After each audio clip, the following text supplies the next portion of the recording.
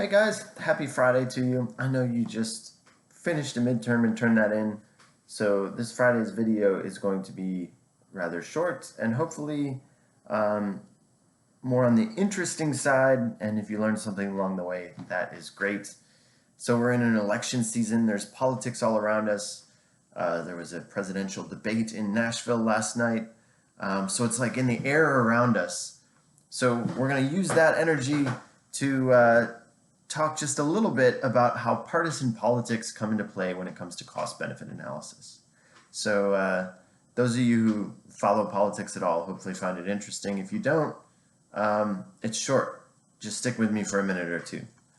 So we've been talking about cost-benefit analysis and how we quantify the benefits of a proposed regulation and the cost of it. This is an idea that was really put forward first by conservatives. And so when President Reagan was elected, he came into office on a platform of deregulating a lot of things, cutting back on regulations. And cost-benefit analysis was one of the big tools that he used to do that. So he issued an executive order that said regulations have to go through cost-benefit analysis and the benefits have to outweigh the cost. Now, there was some controversy around that, but it stuck around through the Reagan years and the George H.W. Bush years. President Clinton was elected as a Democrat and came into the White House in the early 90s, and he basically kept cost-benefit analysis. He issued a new executive order that tinkered around the edges and cleaned up wording, but basically left cost-benefit analysis in play, which surprised a lot of people. So a lot of people thought that a Democrat coming into the White House would mean that all of these cost-benefit analysis structures, the office within the White House that deals with this stuff, they thought all of that would just be scrapped.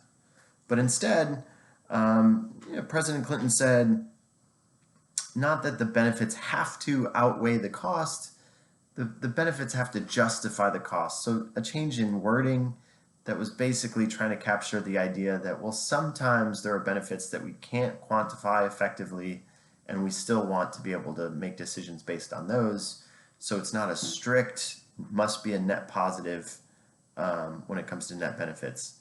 Instead, we need to go through the process of laying these things out, and we want to make sure that the benefits that we get are enough to justify the cost, even if they don't technically have to outweigh them with a larger dollar value. And so through Clinton and then George W. Bush years, no one was too surprised that cost-benefit analysis was kept in place. President Obama came into office and again basically left these structures in place and said, listen, sometimes cost-benefit analysis is used as a tool to deregulate. I don't necessarily agree with that, but as a tool, it can be really helpful because it can help us get more effective regulations in place to be better at doing what we want to do, reducing pollution or whatever these regulations are doing. So President Obama issued an executive order that basically kept the structure in place and added some more detail about things like quantifying benefits for things that protect children, which motivated my research that I shared with you guys about child car seats and calculating a value of statistical life for regulations that save kids. So Trump came into office, President Trump, and he again kept cost-benefit analysis in place.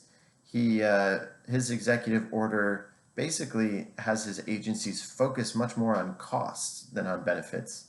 So that the goal is to reduce regulatory costs as opposed to cost benefit weighing them against each other going forward generally with things that tend to have more benefits than costs.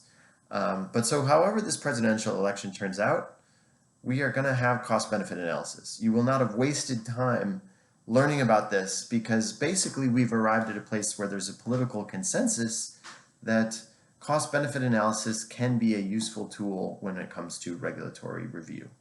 So here we are in the presidential election coming up in a few weeks. We'll have a president sworn in January, either for a second term or a new president. And one thing we know is that there will still be an Office of Information and Regulatory Affairs, OIRA, in the White House that is dealing with cost-benefit analysis of proposed regulations. So the things we've been talking about will still matter. So there we go. Hope you guys have a great weekend. I'll start working on grading those midterms, and I'll see you next week. Thanks.